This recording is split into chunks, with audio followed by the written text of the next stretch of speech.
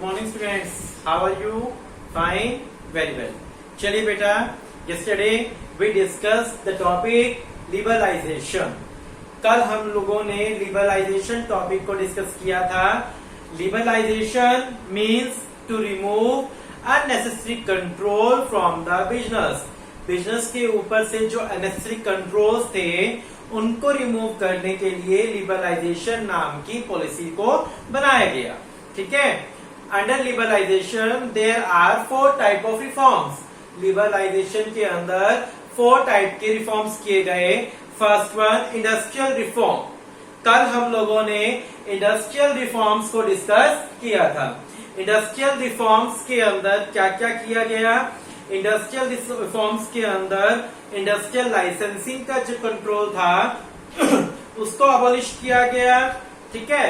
Public sector को contract किया गया, कम किया गया। प्रोडक्शन जो एरिया पहले रिजर्वेशन थी पब्लिक सेक्टर के लिए, वो रिजर्वेशंस को रिड्यूस किया गया।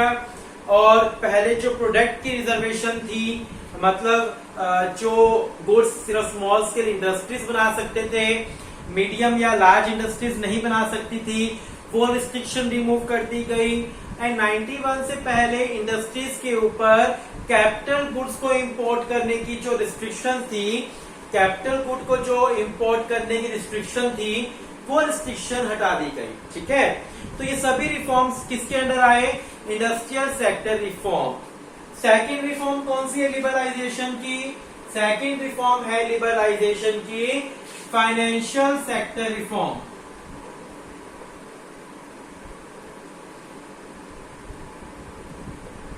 Financial sector reforms. Financial sector में क्या क्या आते हैं? Financial sector includes banking and non banking financial institute. Financial sector में banking and non banking financial institutes आते हैं। Stock exchange market. Stock exchange market भी फाइनेंशियल सेक्टर के अंदर आती है। And foreign exchange market. यानी फाइनेंशियल सेक्टर में क्या क्या इंक्लूड है? Banking and non banking institutes, stock exchange market and foreign exchange market. Banking and non banking आपने सुना है पहले।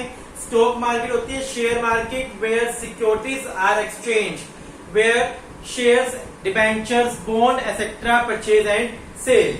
And foreign exchange market is that place where foreign currency is exchange, जहां पर फॉरेन करेंसी को exchange किया जाता है। इन इंडिया के अंदर financial sector is regulated and control by RBI. हमारे इंडिया में फाइनेंशियल सेक्टर को कंट्रोल और रेगुलेट कौन करती है? RBI, Reserve Bank of India. Liberalisation implied a substantial shift from role of the RBI from a regulator to facilitator. देखिए, पहले जो आरबीआई था ना, इस पॉइंट का मेन मुद्दा क्या है? पहले आरबीआई रेगुलेटर था। पहले आरबीआई क्या था? रेगुलेटर। आरबीआई सिर्फ रेगुलेट करने का काम करता था फाइनेंशियल सेक्टर को। लेकिन लिबरलाइजेशन पॉलिसी के कारण आरबीआई अब क्या बन गया? फैसिलिटेटर बन गया। क्या बन गया? फैसिलिटेटर। फैसिलिटेटर का मतलब फैसिलिटीज देने वाला एक सोर्स। ठीक है। कहता है लिबरलाइजेशन से पहले आरबीआई का काम जहां रेगुलेट करना था, रेगुलेटर का काम करती थी आरबीआई, वहीं पर अब आरबीआई फैसिलिटेटर का काम करना स्टार्ट कर दिया। As a regulator RBI would itself fix interest rate for commercial bank. Regulator के तौर पर जो आरबीआई थी वो ही इंटरेस्ट रेट फिक्स करती थी कमर्शियल बैंक के लिए। But as a facilitator the RBI would only facilitate the free role of market force and leave it to the commercial bank to decide their interest rate structure. लेकिन अब facilitator के तौर पर क्या करती है आरबीआई? सिर्फ सपोर्ट करने का काम करती है कमर्शियल बैंक को। अब कमर्शियल बैंक को फ्रीडम दे दी गई है कि कमर्शियल बैंक अपनी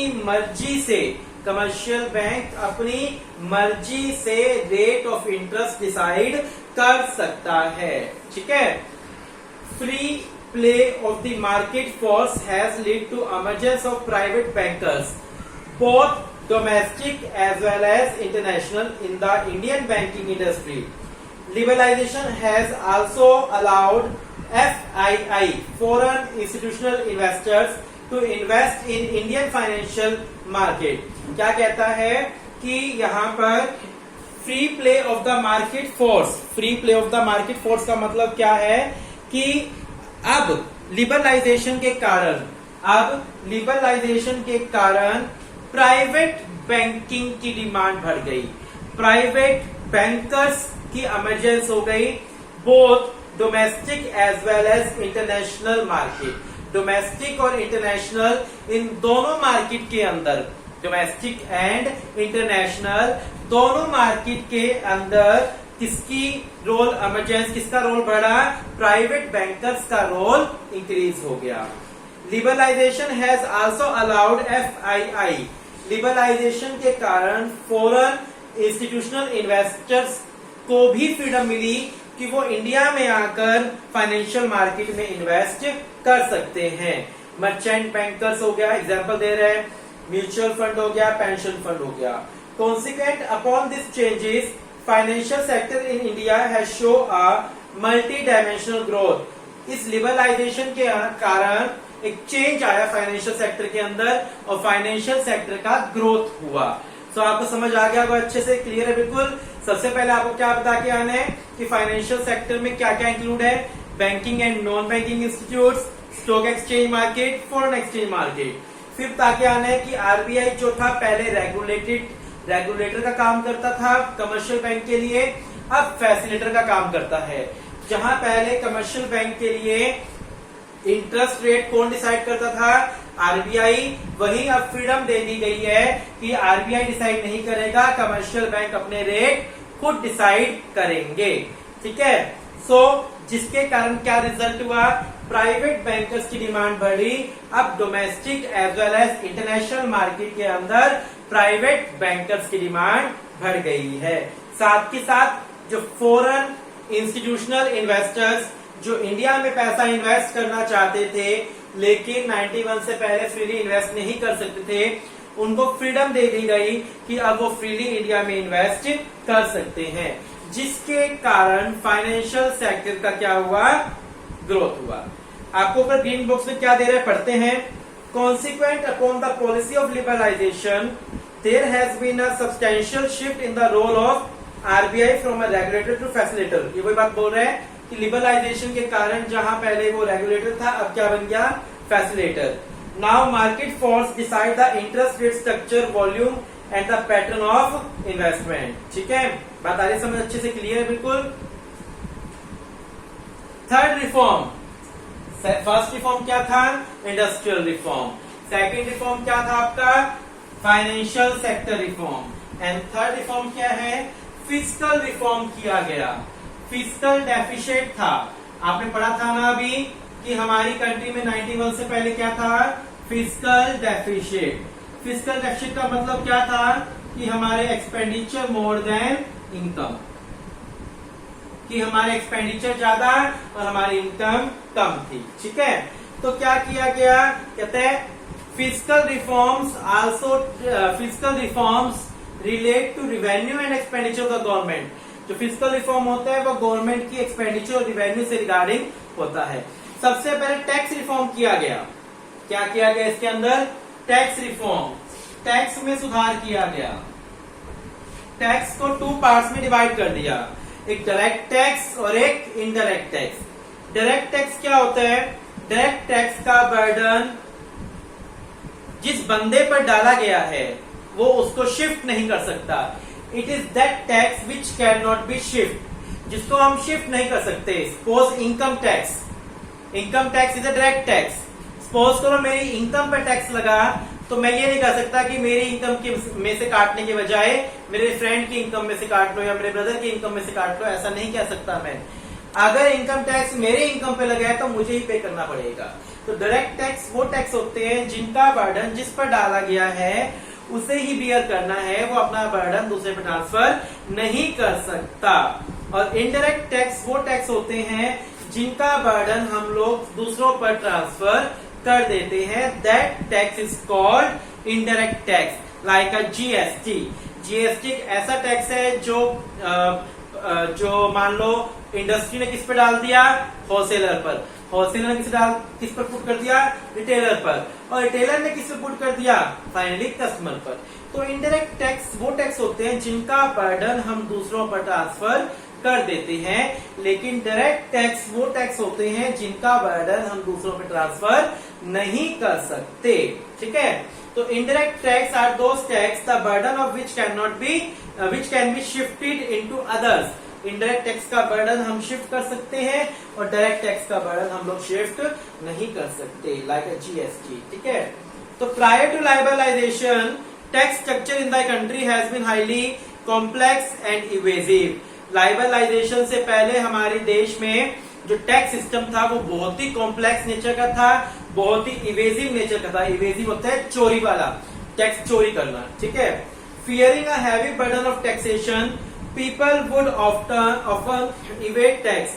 हाई टैक्स बर्डन के चक्कर में जो लोग थे वो टैक्स चोरी करते थे।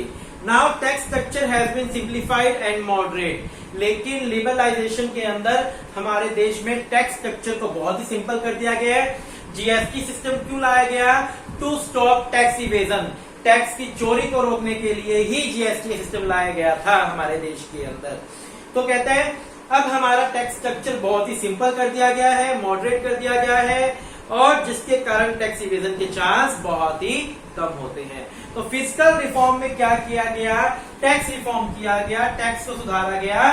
टैक्स को सुधारने के लिए टैक्स को 2 पार्ट्स में डिवाइड कर दिया, डायरेक्ट और इनडायरेक्ट टैक्स। डायरेक्ट टैक्स कौन से होते हैं, जिनका बर्डन हम दूसरों पर ट्रांसफर नहीं कर सकते, और इनडायरेक्ट टैक्स कौन से होते हैं, जिनका बर्डन हम दूसरों पर ट्रांसफर कर देते हैं। बात आ रही समझ अच्छे से। और इनडायरेक्ट टैक्स का एग्जांपल क्या है, जीएसटी, और डायरेक्ट टैक्स का एग्जांपल क्या है, इनकम। इनडायरेक्ट टैक्स में जीएसटी का कंसेप्ट आपको पता ही है, आपके होते हुए आया है, आपने देखा भी है जीएसटी के अंदर क्या हो रहा है, क्या चल रहा है। तो जीएसटी एक ऐसा टैक्स सिस्टम है कि one nation one tax system, that's why tax evasion can be stop. ठीक है, चलिए एक बार इतना रिवाइज करिए, आगे करते हैं।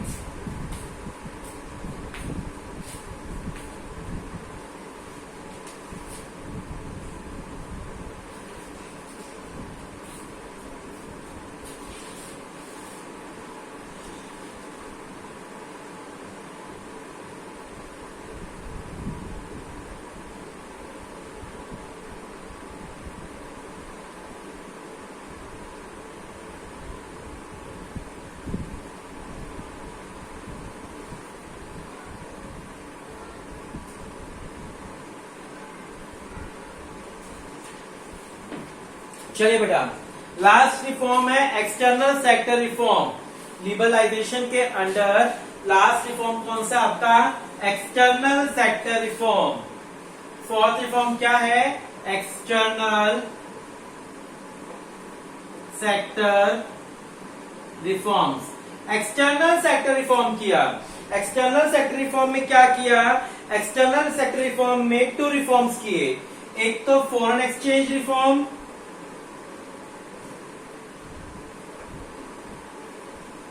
एक आपका किया फॉरेन ट्रेड पॉलिसी रिफॉर्म।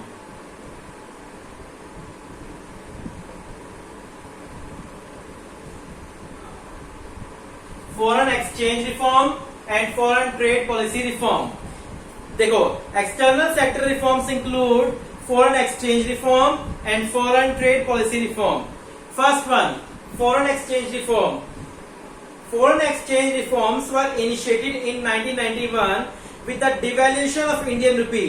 ठीक है, फॉरेन एक्सचेंज रिफॉर्म कैसे किया गया, 1991 के अंदर इंडियन रुपीज को डिवैल्यूएट करके। Devaluation implies a fall in the value of rupees, US dollar या English pound, implying that a US dollar या English pound can be exchanged for more rupees than before, या implying that US dollar या English pound can buy more goods Indian market। देखो, हमारी currency को devalue कर दिया। इस पर समझना ध्यान से, एक चैप्टर में भी आया था, मैंने मैक्रो इकोनॉमिक्स में किया था। डिवैल्यूएट कर दिया इंडियन करेंसी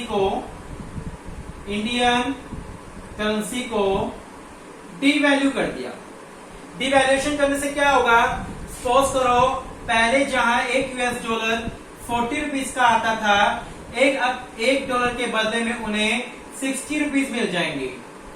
पहले जहां फॉरनर्स को $1 के बदले में 40 रुपीज मिलते थे, अब वहीं उनको $1 के बदले में 60 रुपीज मिलेंगे। ठीक है, आगे बात समझ।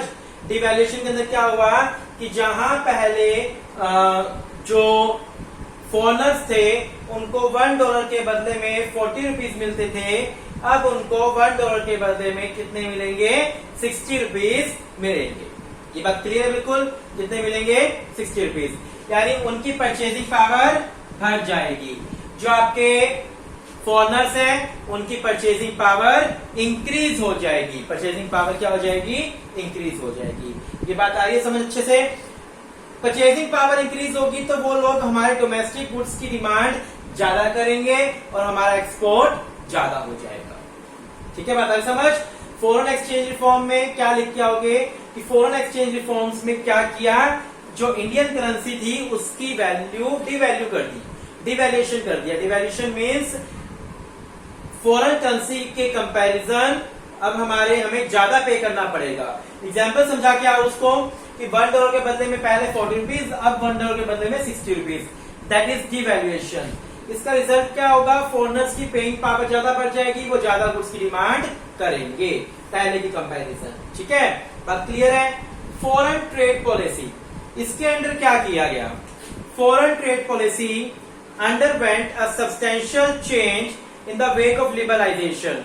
Tariff restrictions have been considerably moderate, rather withdrawn from many items of export and import.